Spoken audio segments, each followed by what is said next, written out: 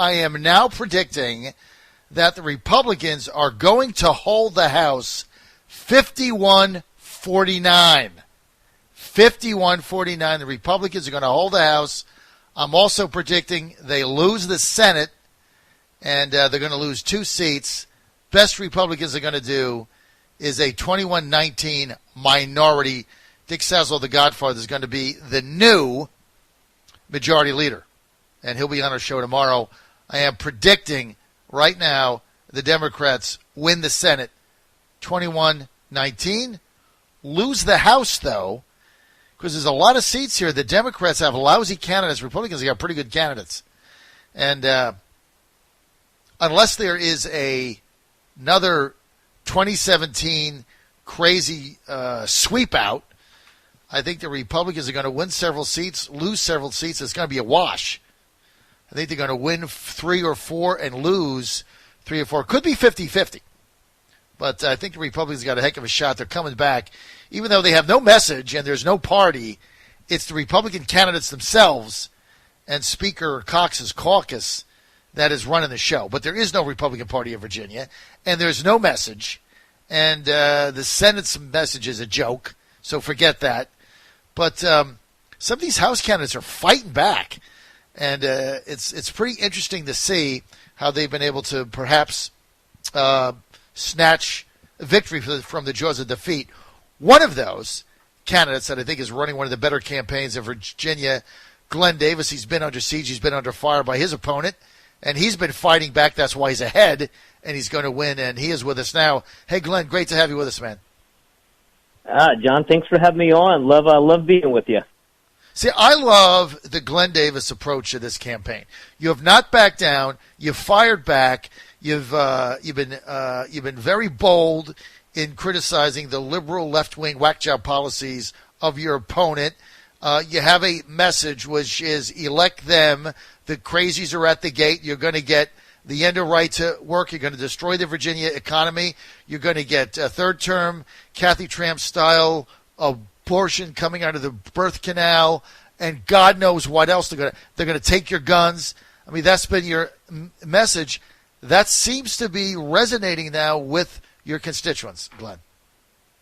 Well, there's 2 things, John. I mean, obviously that is what happens in a Democrat-controlled state, and there's a lot of people, even moderate Democrats, that are scared of the policies that the Democratic Party is espousing right now.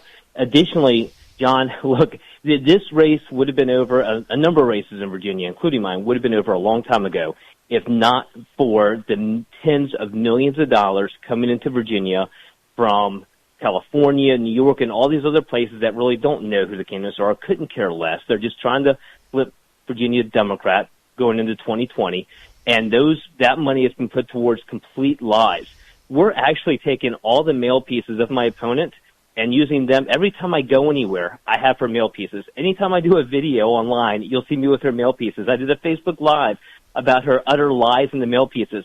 She can't pop her head up anywhere around me because she knows she's going to have to answer for these complete lies on the mail pieces. I mean, John, she's gone as far as to say that I've tried to deny 400,000 Virginians access to health care when I wrote with Tom Russ the reform and expansion Medicaid bill back in 2014.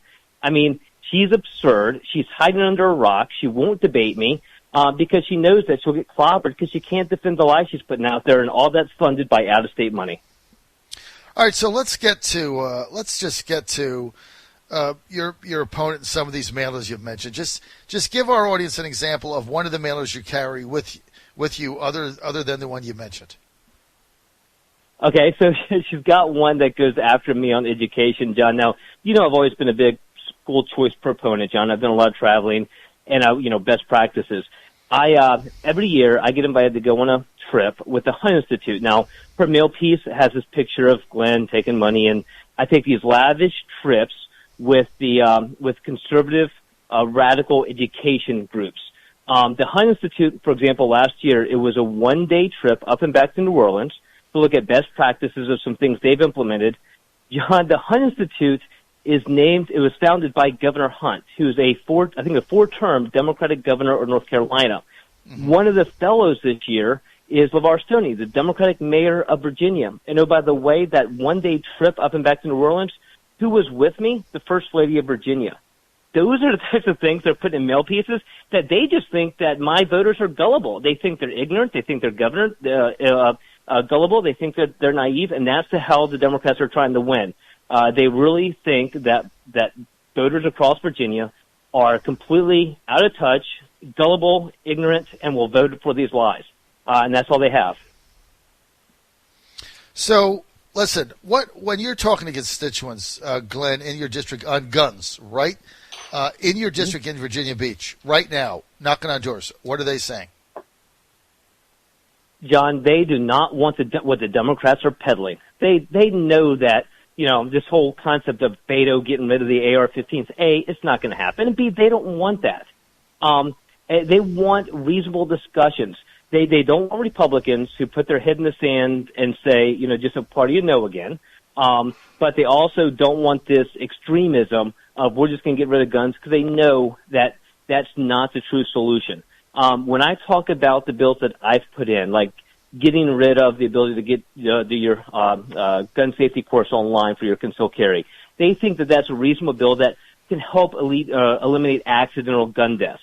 When I talk about the tip line, the anonymous tip line that I want to do, like Safe UT has with Utah, that makes sense. It gets to that mental health issue. That's what they want to hear about. They want to hear that we're having real solid discussions to try to figure out what has changed with society and how we can address it, not a feel-good soundbite that, you can pat yourself on the back but not do a thing. So, look, as it relates to relates to guns in Virginia, this is one of the big issues. I mean, the Democrats' theme is pretty clear, other than attacking you on nonsense, which obviously you've been able to fight back on a lot of lies. But the Democrats' theme in Virginia is two things, right? Trump sucks and guns. You've been a supporter of President Trump ever since it was clear that he was going to be the nominee. I know that for a fact. I don't care what anybody says. You weren't for him at the beginning, but a lot of people weren't. But as soon as it became clear he was going to be the nominee, you've been there for us the whole time. You've been fantastic. On guns, you do back Jason Mieres's common sense gun legislation, which would extend red flag laws with due process and also eliminate the background check loophole at gun shows being sold out the back of a car. So those are your positions. So when your opponent says you're backed by the NRA, and he said, isn't she aware of the fact that you've already backed common sense gun legislation in Virginia Beach? John, she doesn't care. She's shown that facts be damned. It's about what she needs to say to win the race, what her political operatives and consultants think they need to say to win the race. Once again, obviously I've put common sense bills in place. That is my history of as an elected official, is common sense legislation to help solve problems. But they're betting on that my voters and voters across the Commonwealth are ignorant, and that they're not going to go and look at the real truth. And if they just happen to mail enough mail pieces and say Glenn's a bad person enough times on TV and ignore the truth, they think the voters will ingest it and go, be a lemming at the polls. That's our game plan. I think it's a bad game plan. I think it's a stupid game plan. I think it's a disrespectful game plan, but that's their game plan. Okay, so let's get to fundraising. Glenn Davis, the Democrats have criticized your last fundraising report, basically saying you didn't raise a lot of grassroots donations. You were forced to loan yourself $100,000, while your Democratic opponent, Karen Mallard, received more than 1,000 grassroots donation and outraised you by $27,000. How do you respond to that? She thanks God for California every day, John. It is that simple. You look at where her money is coming from. Yeah, there's a lot of small donations out there. Unfortunately, in Virginia, we can't track them because, small donations don't have to report, where they're from, but they're up from out of state. Look at all this stuff from Ag Blue. Look, she's not making these calls for small donations. They're not coming from inside the state. There was another site set up not long ago that I just saw last night that has picked, I think it's 11 candidates in Virginia to help with pieces of legislation, and she's one, and they're going around the state. They have actors that do videos for this site that say, go here and donate, money, and it'll be split between the 11. She's sitting there eating bonbons someplace. She won't come and debate me while everyone else around the country does her work for her. That's how she's getting the money. And as far as, what it means, John, tell her to release her poll numbers that showed me ahead. My numbers showed me ahead. Her numbers, I'm sure, showed me ahead as well. I don't take money from people just for the sake of taking money from people. I know the value of $100. I've never been one to go out there and take more money than what I need. Now, we're fundraising strong. We're doing stuff now because we're going to win this race, and God knows, with over, $100,000 and probably at the end of this race, probably $200,000 in mail that she's putting out there, another $2.5 in TV. We're going to have to fight hard and fight back, and we're doing that. But last time I checked, dollar signs don't win a race, votes do, and we both know where the votes are. That's right. Checks don't vote. No question about it. Glenn, let me just ask you a few questions. The recently released Virginia Chamber of Commerce questionnaire confirms that House Democrats overwhelmingly support the repeal of Virginia's 72-year-old right-to-work law, of which Karen, is it Mallard or Mallard? How do I say her name? Mallard. Mallard. I just want to say it right. Due respect for her. So Karen Mallard is in favor of repealing Virginia's right-to-work law. So all the Democrats now, the majority of them in favor of repealing that. If that gets repealed, what does that mean? Just lay it out for us. Because Ralph Northam has already said that he'd sign it. What does that mean? John, getting rid of our right-to-work law would be the stupidest thing Virginia could possibly do. First, we lose our status as the best state in the nation for business. It goes away, and we just don't fall out of the first place. We fall out of the top probably 10, 15, 20. It is that simple. Secondly, when we had the tough recessionary times, Virginia's bond rating was AAA bond rating was put in jeopardy, and actually one of the rating agencies came back and said it's been put on a negative watch. And they said the only thing holding us inside the AAA scenario was because of our right-to-work status. Now, let's understand the bond rating is what sets the interest rate for our capital projects as a Commonwealth. So we lose our right-to-work status. We then have a higher interest rate on our projects, which means there's more money that we have to get from the taxpayers to pay the debt service, and taxes go up. The impacts are significant, and that doesn't even go down the route of if we're not in the best state in the nation for business, what does that impact the jobs coming here? Look, we're seeing a wave of new technology and the growth into the technology industry like we have never seen before. Virginia's poised to lead that in large part because of the military resources and our veterans that tend to retire from Virginia or in Virginia. But we've got to have an environment that attracts those types of companies and those workforces. And Virginia's not the only place in the nation for these companies to grow and come to. So we need to be attractive. We need that right-to-work status. And John, I'll go a step further because this should really put an exclamation point on it. Back when we had 66 Republicans in the House, we worked to put the right to work inside the Constitution. And the minority leader got up on the floor and said, we don't have to do that. We would never attack the right to work laws in Virginia. We need those right-to-work laws. They're important to us. We don't have to put it in the Constitution. There's never going to be in jeopardy. It goes 51-49 when the first bill's dropped is to get rid of right-to-work status. And as we go into next year with the Dems licking them chops, one of the first things they're looking forward to do is getting rid of right-to-work. If you don't believe it, look at the union money.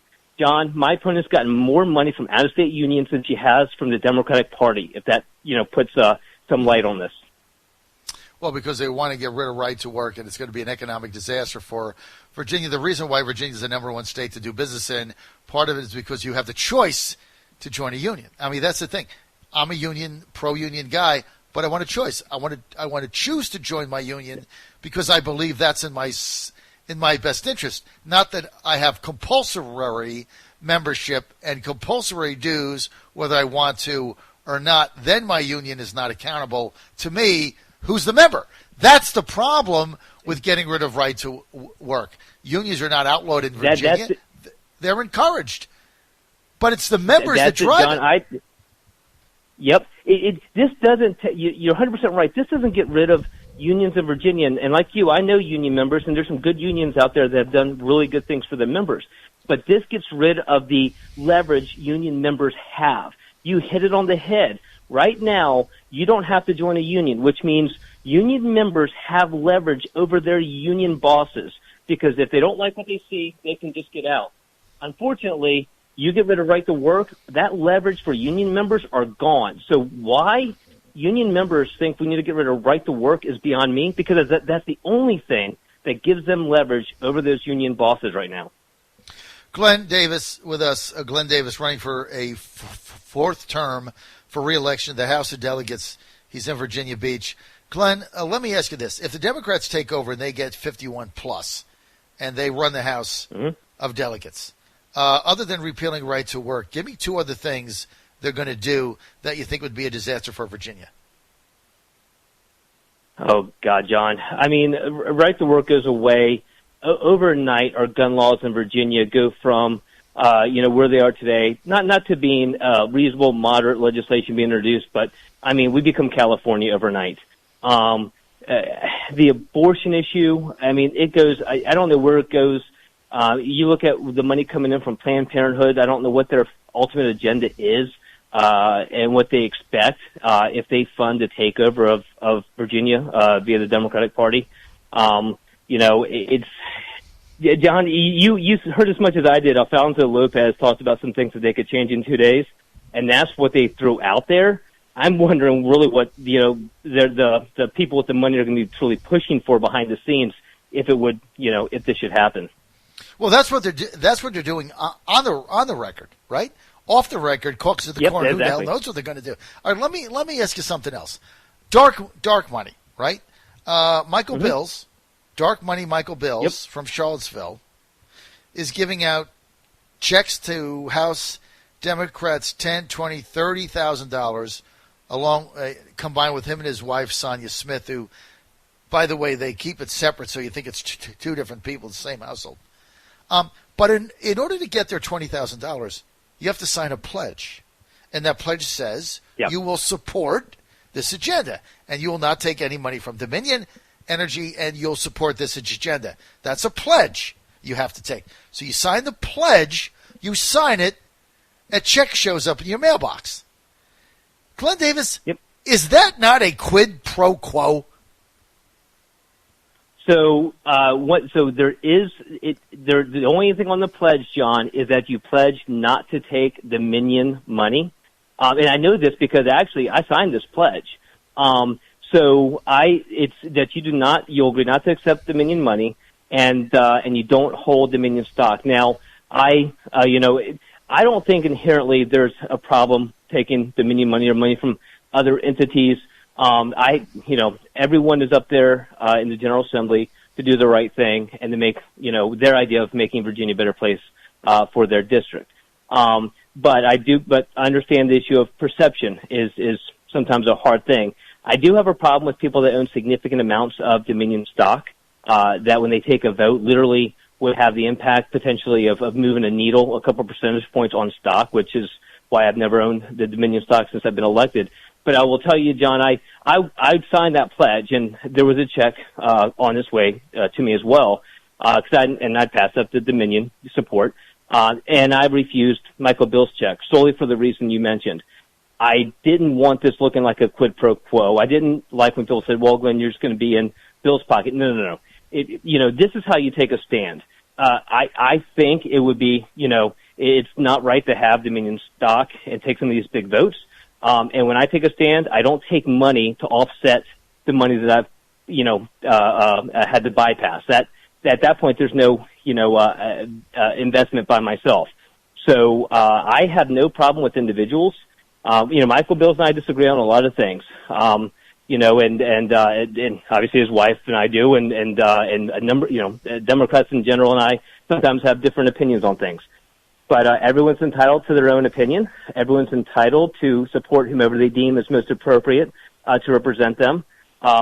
Where I tend to put blame is I put it on legislators. I'll give you an example. The Virginia Democratic Party came out and said, we're not taking Dominion money anymore. It made a huge stink about it. And John, it was nothing but a shell game. Don't come out and tell me you're not taking money when A, you probably haven't been offered it in a long time. B, you're taking your members are taking tons of money from Dominion Power. So if all you're doing, and C, Michael Bills is giving you a check equal to or greater than what you lost from Dominion to begin with. So if the only difference is that who's giving you the check or who's receiving the check, you kind of lost the moral high ground. In New York, they call that a shell game, John. It's played by a lot of cons up there. So that's my problem is I'm getting tired of the political spin put on by these, political operatives and parties. Be honest with the voters, because I can tell you, out knocking doors, having Peter Finocchio out there knock on doors and us having conversations, people are sick and tired of what's going on in politics. Mm-hmm. They're sick and tired of the spin, of the lies, and that's why, in my race, I could win hands down just on what I know I've been able to help the Commonwealth and help my district with. Right. But I want to win solely to shut down this typical, lies and deceit that goes on sometimes in this campaign process, and it's been no more used than in my opponent's race. Glenn Davis, so you signed the pledge not to take Dominion money, which is your right, and I respect that. Mm-hmm. And you didn't take it because you signed the pledge. But when Michael Bills offered you the quid pro quo, you turned that down. I turned that one down, too. See, if you're looking, ladies and gentlemen, for a politician that actually stands for something, that's Glenn Davis. Because he didn't take the Dominion money. I don't agree with him on that. But that's his decision. But then he didn't take the quid pro quo money either because it's a quid pro quo. You sign the pledge, you get a check. Davis didn't take the money because he doesn't want to be beholden to anybody but his constituents. Glenn Davis, that's why you're going to win John, this re-election. Go ahead. Thank you. And John, I don't think I nor any of my colleagues, when they take a check, feel beholden. But for me, it's sometimes it's about the perception as well. And I do want to be very clear about Dominion. Dominion is an amazing company. They are a wonderful community partner, support many nonprofits all around the Commonwealth of Virginia. And their employees are second to none. You see them all the time when there's a disaster. So me not taking Dominion money has nothing to do with the company. I think it's one of the best companies in the U.S. And does wonderful things for our communities and obviously for our residents. So it's just for me, it's because of a perceptual issue that I want to make sure that that is very clear with the voters. All right, Glenn. Go win your race. We're going to have you back next week. I like the way you're fighting back. If other Republicans did, they'd be in a lot better shape. And keep doing what you're doing. And my candidate for Congress in the 2nd District, 2020, Glenn Davis. My candidate might not be Glenn's candidate. He might be voting for somebody else. I'm voting for Glenn Davis. John Fredericks Radio Network.